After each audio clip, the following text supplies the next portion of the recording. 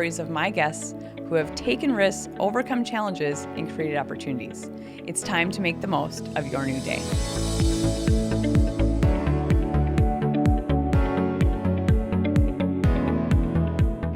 My guest today has truly made the most of each new day with a complete refresh on life. Now he's leading the way to help others who've been incarcerated or suffer with an addiction discover the power to change and make a better life. Founder and CEO of the nonprofit F5 Project, Adam Martin believes everyone deserves grace. He's built an organization of criminal justice reform warriors that are giving second chances to those who hustle, with the goal to change the stigma of felons and addicts to impact our community for generations to come. Well, Adam Martin, welcome to the show. Thank you. It's a new day. That's what I'm all about. Yeah. New days. Yeah. So it's great to have you here. That's the name of the show, right? Yeah. The New Day. New Day, yeah. I saw that car the other day, had license plate New Day. No idea who it is, but I took a picture. Sue them. I like it. Send them a cease and desist. I was just like, I see you. I like you. That's good. Yeah. Anyway, you have quite the story from where you've been to where you are now, and even like where things are going. Yeah. So can you give us a little background for those people who maybe don't know you, don't know F5? Okay. Just a little history. Yeah. And let me say that it's an honor to be here and speak in front of your millions of viewers. Thank you. Yes. I only do shows that have millions. Millions. Yeah. So, million subscribers, million viewers. Yeah. Yeah. Plus. Yeah. So my name is Adam Martin. I started an organization called F5 Project. Originally, five and a half years ago, my intention is not what it is today, right? And so my intention is that I thought I was okay at speaking. Okay. Obviously not a professional speaker by any means, but I thought I had like a good enough story to go and talk to guys in jails. And that was the original intent, was like I was just going to start speaking and still have my full-time job. I started getting paid to do some speaking gigs. And so I wanted to start a nonprofit so I could honestly not have to pay taxes. It doesn't work that way, but or I was going to save up some money and I was going to start doing cool things like for instance in Moorhead, Romkey Park is on a very busy street, and there's a park there or whatever, and there's no a pool. fence. I was a lifeguard there. And there's no fence on 20th. And so I've always had this fear. I grew up in Moorhead, and so kids running out onto that street or whatever, having some kind of fence there or whatever, I was going to donate money and get a fence. That was my original intent. I never did it, it was yet. Yeah. Obviously there's not a huge issue with kids running out onto 20th Street. So I started a nonprofit, and I just started going into the jails. And while I was there, it's really hard to, it's different speaking at a conference than it is speaking in a jail, right? Because you're in there with the crowd, right? And so you can't not talk to people. And so when you get to know people in jails and prisons or wherever it is, you start to see people. Right. And I already knew that because I'm one of them. Right. I've been to jail multiple times. Yeah. So a little background on that. Yeah. Too, Yeah. then. We grew up in foster homes and juvenile detention and stuff. And so and I've never felt like I was an evil person. I think, I don't think I was a great guy by any means. I think I made, I think I was a good kid growing up that made some, bad decisions impulsive decisions. There's a lot of times I wasn't even thinking, Sure. And so when I, my life changed, I got sober, I got some good opportunities, worked at a good company, a tech firm, and things just kind of took off for me, right? And it hadn't been like that in the past. I had a severe drinking problem for probably from the time I was 13 until I was, 30. Wow. And I was pretty much on probation or in jail or in treatment that whole time too. Wow. And so when it all clicked for me, and I got blessed and got some good opportunities, it wasn't normal for me, right? And so I had tried getting sober from the time I was probably 20 until I was 30. So for like 10 years Trying. was just this vicious cycle of like getting sober, you know, getting a job, maybe getting a place to live, drinking again, losing it all, right? Like that, just that vicious cycle.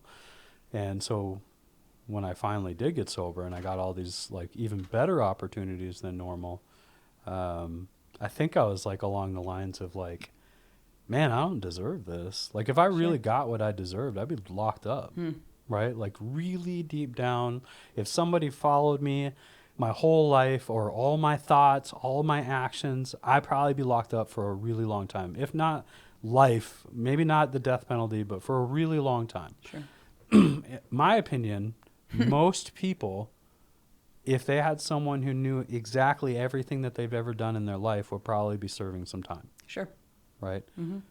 I'm of the believer that we're all criminals, but a good chunk of us just haven't been caught. Right?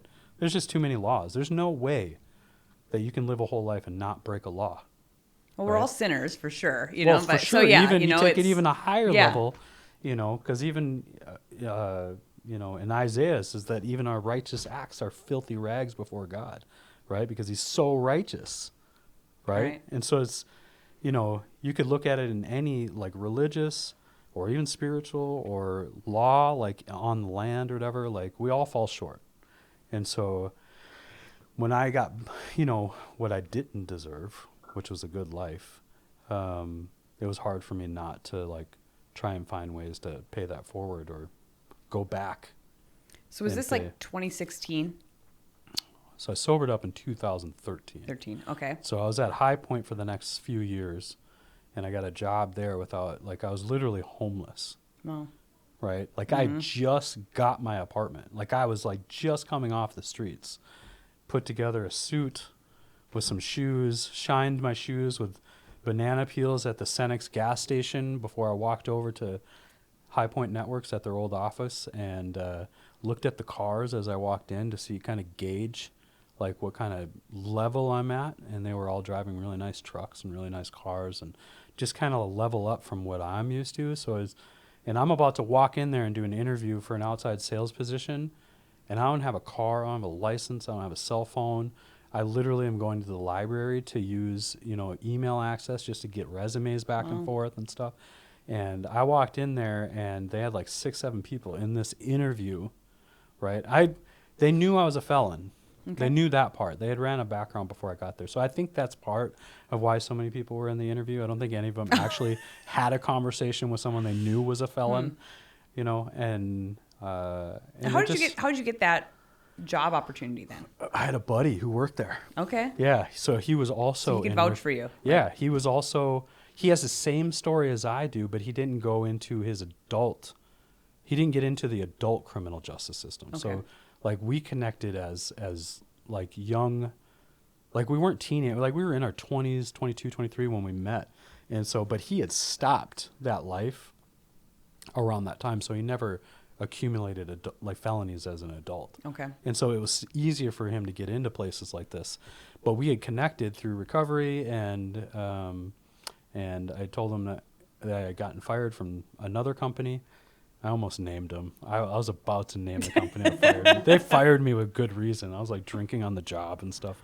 And, but it's all part of the story. Yeah. And I told them that I got an interview at another company, which was a competitor of the company, High Point. And so when I walked into that job interview, I had another job lined up. I was just showing up because I had a lot of respect in the tech industry for High Point. Sure. Right? And so, but as like I was walking into that interview, they rescinded the offer because I had a DUI on my record, and they couldn't insure me or something like that. And so I was kind of, taken aback when I walked in, but I didn't tell them. I told them I still had a job offer. And anyways, long story short, the owner came in there. He had 2 folders. One was thin and one was thick, and he joked with me and said one of them was my background check, and guess which one it is. And then he ended it like Tom's a really good, like he's just a good, genuine human. Yeah, I know so Tom, he's just, he's like one of these can define who you are. this contract of where you're going or this background of where you came from. And it's your choice. And if it's like, if you want the weekend to think about it, and I'm like signing it, Yeah. you know, as he's saying, I was like, I'll take the job. And it wasn't like, it was, man, it was crazy for me because this was like a legit job. Right. Right? Like it was a legit sales job. Like it was a grown up job. And I didn't have grown up things. Sure. Like I didn't. And so I like told them, I was like, you guys know I don't have a car. I don't have a license. And they're like, well, how long will it take you to get back? And I'm like, man, if I save my money, maybe 6 months. And they're like, we can work with that. He's like, work with the engineers, work with the other sales guys. If you need rides to meetings, connect with them, hustle. Yeah. Right. And so I busted it. Like I did more in my first year than most of the account managers did in their first year combined. I'm sure, and it was all through phone calls and Zoom calls. And so I was like living like COVID life because I was, you know, because I couldn't get there. So it was, you know, so I was already doing that stuff. Wow. You know, so that led to, you know, 5 years later, I started F5 and that started there. when like United Way had asked you to speak. Is that? Yeah, United Way asked me to speak, and I got put on the front page of the Forum, and then that led to being a speaker at the jail, and then it turned into a regular meeting at the jail, and you know, I just felt my heart getting, like I found purpose. Yeah. Like I found purpose at High Point. They got a great family atmosphere, and I probably could have made a lot of money there, right? You know, having a good portfolio of businesses and stuff like that, and I was doing okay. And but I mean, no offense to the, you know, the executives and you know, Tom and stuff like that. Like when I was there, I was like making people who were doing okay or like well off like better. Yeah. You know what I mean? Yeah. Like I was a sales guy.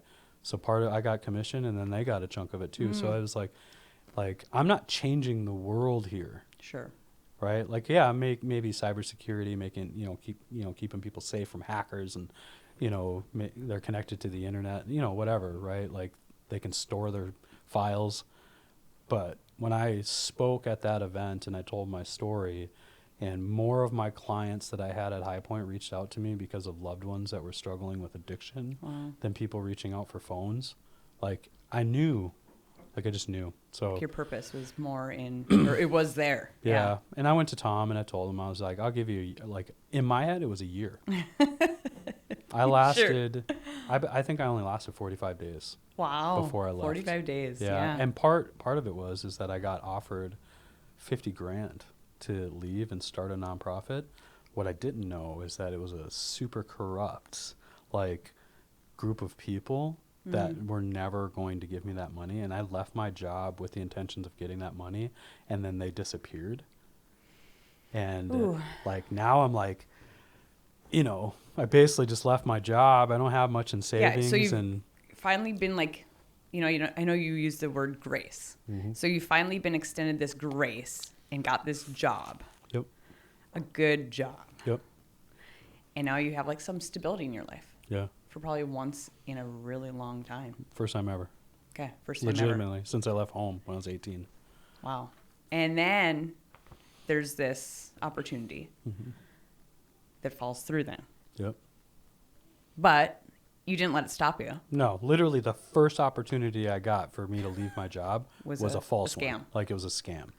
And to They be honest with you, the wrong guy. yeah, to be honest with you, I don't even know what their intent was. I haven't seen them since. I mean, it's been 5 years, so it was, you know, I know there's a lot of people that really struggle with the concept of faith and higher powers and stuff. And I don't think that, you know, my higher power uses, like, you know, like will legitimately put people in position to do things like that. Right. But I do think that things are created out of everything. Like, and it's a mindset, right? And so it was like I'm sitting in my apartment that I don't know how I'm going to pay for. My kids are in the other room. Like I have a car that I'm paying for. Like I have all these bills. In comparison, I would give my bills then compared to my bills now. Like I'll take that any day of the week. But at that time, like it was all relatively new, first 5 years of like being in recovery. And so, man, I was freaking out. And I was just like, I don't know what I'm going to do. And then I just kept like, you know, researching nonprofits and like grants and stuff like that, and I wasn't even available for any of them because I didn't have any impact data, and I didn't have budgets, and I didn't have like a board of directors, and all this stuff. And so, man, I just took a bite of something every day is really the goal. That was what I've learned from Tom, is like, he's like, he wasn't looking for me to like make $1 million a day. He was looking for me to just sell something every day. Yeah. Like, that's a win. As long as you're selling something every day, that's better than not. And so I just looked for, if it was as simple as like doing a fundraiser on Facebook or connecting with a guy getting out of jail or whatever. Like, I just found things that I could get into to keep my hands busy and just continue to grow, and it worked, right? Mm-hmm. And so F5, the meaning behind that, like, now it's so many different levels. Yeah. Yeah.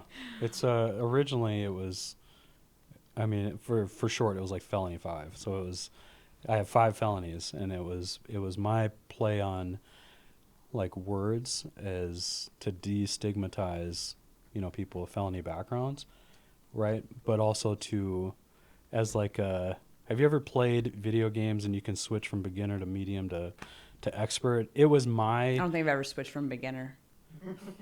But I've played them. Yeah. No, okay. Yeah. Well, I've always viewed that being a felon in the game of life is expert level. Okay. Right? Like, you got more barriers, you got more restrictions, you got more all that. So it was like, this was like my attempt as a reminder that like, I'm going to do that. This is what I'm doing it for. Sure. Is to make things a little bit easier for others when they come down this journey too. Like when they go apply for jobs or housing or whatever. And I essentially became the face for people with felony backgrounds in drug addiction and alcoholism, and so, and then Doug Burgum came around. He was like, "Oh, it's like the F5 key on the keyboard. It's like a refresh. Like you give a bunch of grace to people. Like you're just refreshing lives." And then that kind of took its own life of its own because Doug because you said came it. also from tech. Yeah. Yep, and I came from tech. So yeah. it was, I'm like, so wow, he's right. It was a double entendre, but it wasn't until he said that. It was initially felony 5. That's what it was. So I have a woman that I partner with on some treatment stuff, and she literally can't get past. She always says force 5. Like whenever she's talking about it, she's like, "Oh, we should go over to force 5," and I'm like, it's F5 project, man. Yeah, there's no force. Yeah. But I think there's a TV show called Force 5 or whatever, and it's hilarious. It's like a Canadian, like, Dumb and Dumber or whatever. So, yeah. You should get her a shirt. No. I should. I would just say Force 5 on it. Force 5, yeah. Oh, funny. So, you'd been through the system and everything. Mm-hmm. And so the main goal was to be able to just help other people coming out of jail get back on their feet, or actually meet them in there to let them know. Yeah. I'm a big believer that one of the lost arts in our nation is mentorship, right? Like you can't even really get good mentors today unless you pay them a lot of money. Right. And back in the day, mentorship was just like apprenticeship. It was just a thing that people did, like when younger generation came and showed up and they just followed you everywhere you went, and they just watched you and shadowed you and stuff. And it's something that we've profited off in the last 100 years or so, or turned it into a profitable like coaching, or whatever they call it in different industries. And so I come from a recovery world where, like, the one thing that the recovery world did that they nailed was sponsorship. Yeah. Man, they have nailed it. Like, they do it for fun and for free, and it's just a part of their recovery. Like, you'll hear guys say that they do it because they want to stay sober, right? Like, that's keeps them accountable. Their mentee or their sponsee or whatever you want to call them is doing more for them than they probably are for the person that they're mentoring, right? That was how they spun it, and it was it built this huge atmosphere throughout the nation, right? I've not seen anything like it in anywhere else. Right. Church, business, networking groups. Like there's always a line, right? And what I've learned with watching people in recovery is that line is very far. Like, you got guys calling you at 2 a.m. because they don't want to drink. right? It's life or death, Sure. right? And that's how they view it. So I'm like, man, like when we start this organization, we start doing that. That's got to be us. Yeah, We got to like be complete like vulnerability. Yep. We just got to be Transparent, one-on-one. Like you have me, right? Like we are in this together. And if you're going through it, we're going through it. And so that's kind of how we built whenever guys called us from the jail or if they called us from treatment or whatever, we just showed up. We didn't have housing. We didn't have, access to, reimburse, like nothing. We didn't have anything other than ourselves. And so we just showed up and like we'd take guys out to eat. We give them rides to their probation meetings. We give them, rides to job interviews or whatever. And then it's just kind of evolved from that. But that's kind of our basis, is that when anyone anywhere like reaches out, we just want to make sure that they're being helped. And so Whatever that looks like. whatever it looks like, as long as it's at. within the realm of like, being a good servant or whatever, and you're not just like being codependent or enabling. Sure. Or, you're not like you didn't take them to the liquor store. But I will say that there has been some times when guys are going through some really violent, detoxes and DTs and stuff, that I have bought a couple beers for a guy just to smooth it out for him, because he was having like a violent like detox. Sure. And we don't have a lockdown detox in Fargo. So it's like, half the time these guys just end up in jail because, they either get drunk or they're detoxing. They got nowhere to go. And the cops basically just have to take them to jail and charge them with the crime, when really all they needed was just to go to a safe place and just get the alcohol out of their system. Right. Yeah. So now you guys have housing even. yeah. And now do people, like, how do people even get involved in this? Is there like like that accountability piece of like, they are getting clean, they are getting sober? What's that kind of like look like? Well, that was our first kind of flagship kind of product, if you will, was the housing component. It was very easy to get into our houses. It still is. There's not a lot of red tape. A lot of guys move in before they even fill out an application. So it's, we just want to get people off the, not necessarily even get off the streets. We're not a homeless shelter. So it's, but if they're getting out of prison, we just want to make it as like super easy as possible, because, you're going to have to deal with family and probation officers and therapists and judges and, fees, fines, all that stuff. Like there's just a ton of stuff you got to deal with. So plus a lot of times they'll look at your background. Yeah, and deny you. Mm-hmm. Yep. And so we just wanted to make it as easy as possible to get in and have a safe place where you can just kind of grow, like an incubator, if you will. For time being, kind of. Yeah. And we'll base it off your effort rather than your background. So, if you come in and you're busting, I don't even know if we can cuss here, but can I say ass? Yeah, sure. You should clip that. Guys busting their ass and like I tell guys all the time, there's a couple of different guys that come to the houses. You got one guy who comes in and he's just negative Nancy, right? No offense to women with the name Nancy. My stepmom is Nancy. She's lovely. Yeah. Yes. No. Lovely Nancy.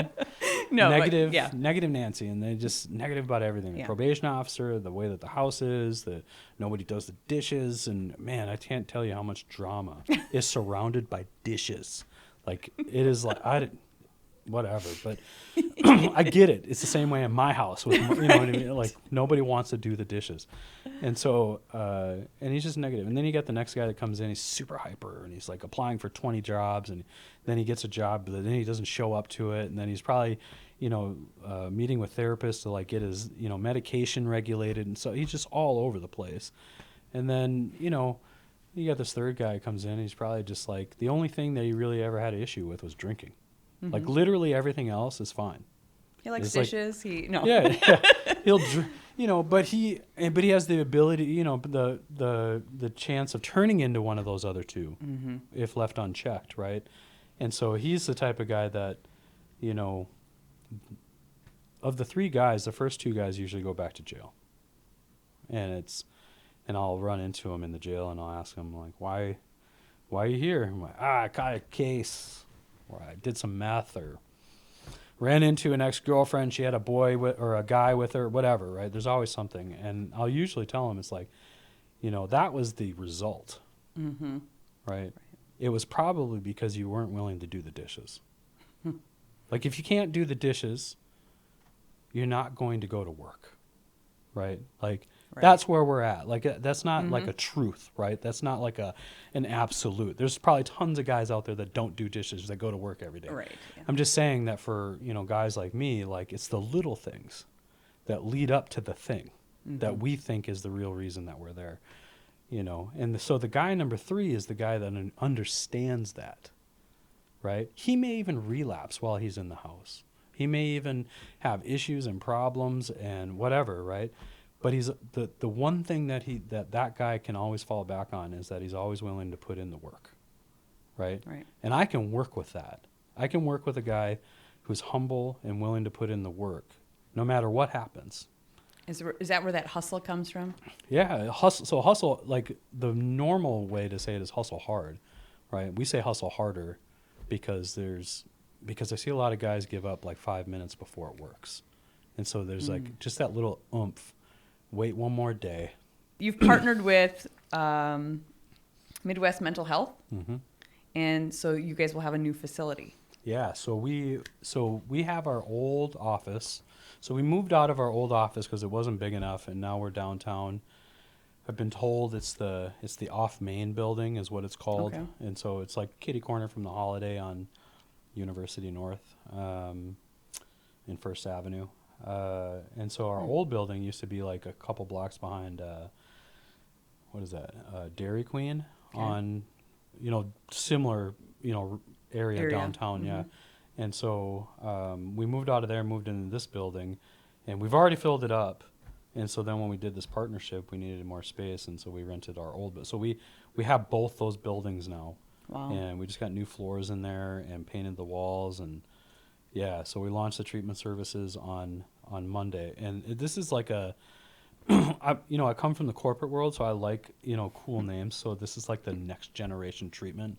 And the reason I call it that is we're doing something a little bit different. I think maybe they do it in California or maybe a little bit of Minnesota, but there's like this emergent kind of industry called peer support or recovery coaching that's kind of, becoming, it's people who are usually not licensed, like a licensed addiction counselor, but they're people with like vast lived experience, both in like addiction and recovery, right? So like me, like I have a GED, not went to school for mental health or addiction, but I lived it, right? Then I got into recovery and I was able to stay sober. And what's the goal for treatment is that the goal should be that they want people to have long-term sobriety.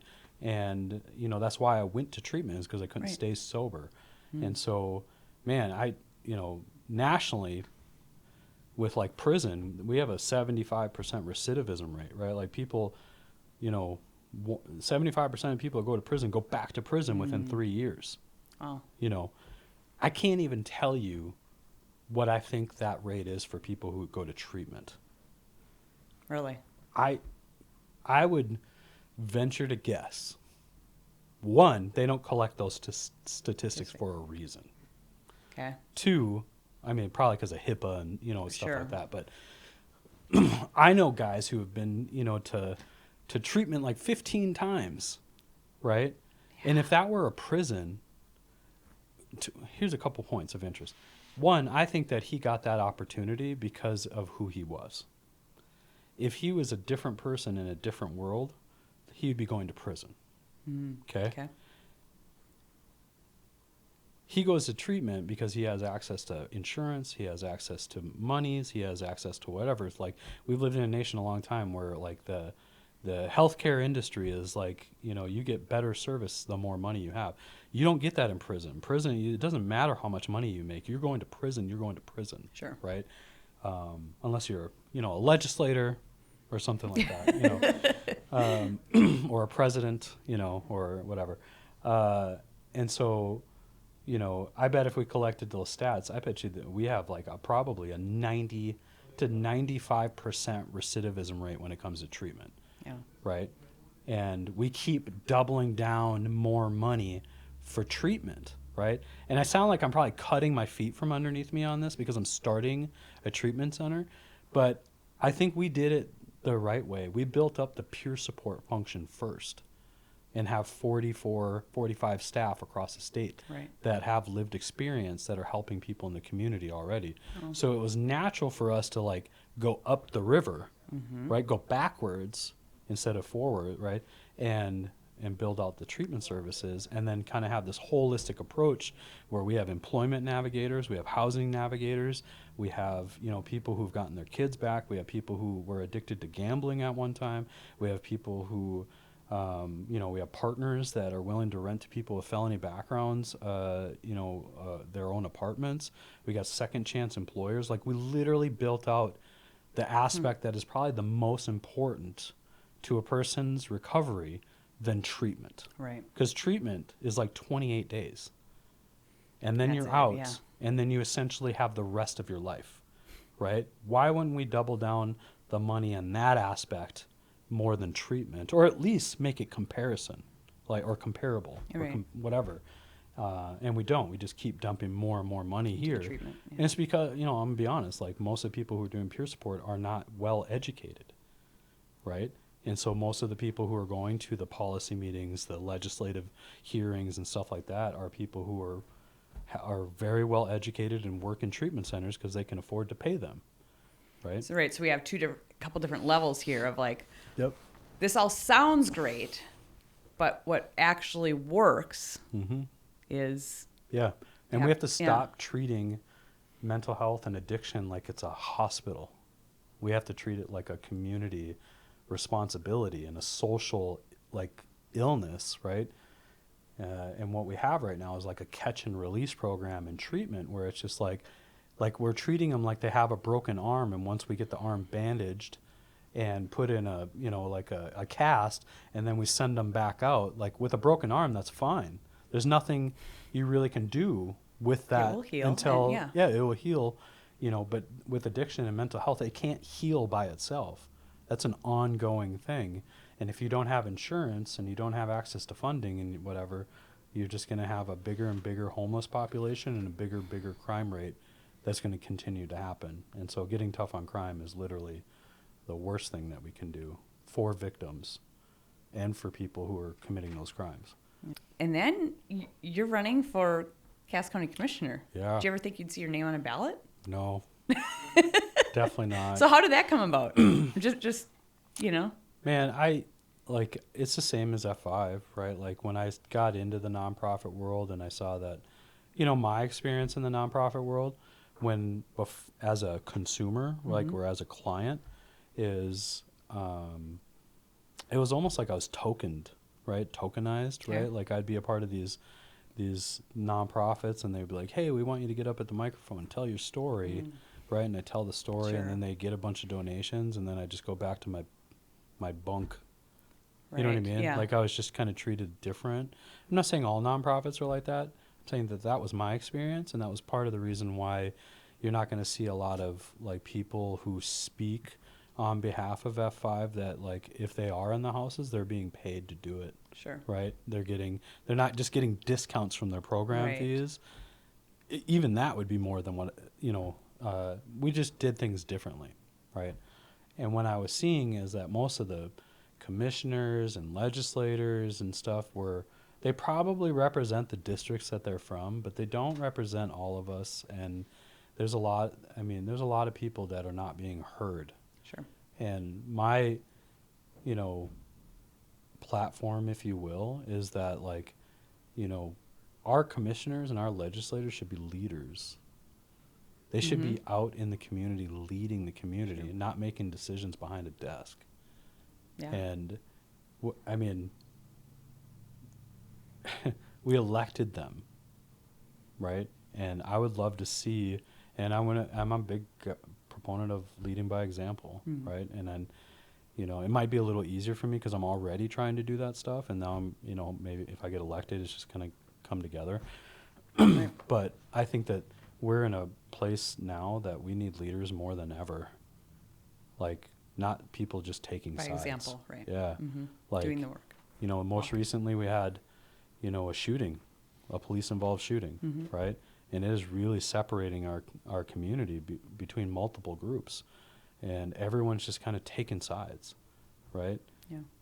The problem is we had something really traumatic happen in our community, and there needs to be healing And come on together. all sides, Right. both for the family of both, everyone who is involved, right? And it just seems to be that everyone just wants their justice, right? Which is 100% I agree with. But we got to remember that, like, there's a lot of people hurting in this community, whether they're homeless or unemployed, mental health, police involved shoot, like, it's everywhere. And I think sometimes we just really narrow our scope, that we just want a quick fix for a lot of things, and then move on to the next thing that's going to take our attention for the next 15 minutes. Right. Yep. Another You know. distraction. Yeah. What would be like some of the best advice, either that you've been given or that you'd give someone else that maybe is an entrepreneur and wants to, or maybe isn't an entrepreneur, either way, Yeah. that they just want to make a difference, make an impact? Yeah. Well, let's keep it to entrepreneurship. Yeah. Like, so I speak at NDSU every once in a while to the entrepreneur classes, and I go into prisons and talk about That's right. entrepreneur. And I'll tell you, if I had to cherry pick guys that I wanted to teach, like, what I do and how I do it, it would be all out of the prison. 100%. A couple different reasons. Yeah. They understand that no isn't final, right? Like, when they've been told no their whole lives, and they're still fighting. Yeah. They're still hungry, right? And when you've been handed everything, or you've not dealt with being told no that often, or everything's just, like, right there at your fingertips, right? Like, you just kind of develop, like, when things start to not go your way, you kind of give up, right? I haven't met a lot of, or they just can't think outside the box, Sure. right? Like, I've met guys in prison that sold, like, drugs, right? And took the highest level of risk in the community that they possibly could to make the maximum amount of money that they probably could, right? That's like super illegal criminal activity, but it's the same thing, just a different industry, Sure. right? So if we can put that energy into a, They ran Yeah. enterprises. They had a marketing portfolio. They had to figure out how to communicate to people without using, like, things that can be tracked. Like, they figured it, like, that little point in your brain that figures those things out is the same thing that entrepreneurs use. And that's not like, you can't be taught sure. that. And so if there's anything that I would try to relay to people, is that drop your expectations, drop the idea that you're going to make a lot of money, fall in love with the process and the journey, and fall in love with failure. What would be your biggest best? Is that a thing? Failure? Oh, my biggest, yeah. Man, I had failure before I got sober, and then I have failure now. My biggest failure before was not being there for my kids. Okay. Like, that is by far. Like, everything work-related was money-related, and money can be Sure. earned anywhere. So it's, we live in a we live in a time where I can literally start a business from my phone. Right? Like, or I could, flip, garage sale items on eBay. Like, there's no reason that people that have good mental structure, right, like, that are getting the help that they need, or maybe whatever, that you can make money doing anything. Guys sold pet rocks in 1970s. Yeah. They were literally nothing. It was like they picked a rock, put it in a box, sold it. You know what I mean? Yeah. Or, some of this crazy stuff that you see in stores. Like, anyways. So, prior it was, not being there for my kids. Now my biggest, setback is that, like, as an entrepreneur, like, and a CEO, and having, like, that ton of responsibility, my family gets the leftovers. That's probably my biggest failure today, is that, like, it is really hard for me to detach from work. Sure. Yeah, I can see that. There's one kryptonite to that, and it's my daughter. Like, she is, my boys. Just wrapped around your finger. Yeah. She's I just walk in the house and she runs and she yells, "Daddy!" Like I've never had that before. Like I'm 40 years old. I got a 2-year-old little girl. I've had all boys before then, so it was something different. We get our nails painted. Yeah. You know, the other night she had her Ken doll and we washed his hair. Oh, I was reading your lotioned post about him. it. You know, she slept next to him. I had to give him a kiss. You said you have know. your eye on him. Yep, I do. He's got an eagle tattoo on his chest. I'm just like, I don't know, man bun Ken. You know. But I mean, even with her, like, there's so much. I think that every entrepreneur I've ever met, they really struggle with that balance, and you know, I wish I could just like have a normal 9 to 5. But would you job. want that? No, I would. Yeah. I think I'd I go would crazy. be a crappy dad if I did. Yeah. I'm just not built that way. I'm not built to just clock in, clock out, and receive a check, and you know. Yeah. So. What would be the best way for our community to help support F5? Well, I mean, we're launching the treatment services. So number one, if you know people that need treatment, we have access to state funds. We have access to helping people navigate through SUD vouchers. If they have insurance, like there's just multiple. Everybody who comes to F5 should have some level of care that they can walk away with, right? Another avenue is that whenever we do events like the 3-on-3 basketball tournament that's coming up soon, you know, check our website for those events and then volunteer or sign up for them, or the golf event, put a team together, right? Just become part of the F5 community and you'll find, you know, kind of where you fit or what you're, you know, supposed to do with that. And then obviously the biggest impact is monthly donors, right? $25 a month, $5 a month or whatever. It's a big deal. Like monthly operationals is the biggest killer for nonprofits. Right. Like, and I'd love to be stable enough to where all the housing component is being paid for through monthly donors, and then provide that, you know, that monthly newsletter to them, you know, like this is where your money went to, and here's the guys that graduated, here's the, Cool. you know what I mean? So if the housing structure was monthly donors taking care of that, I'd literally have no worries as a company.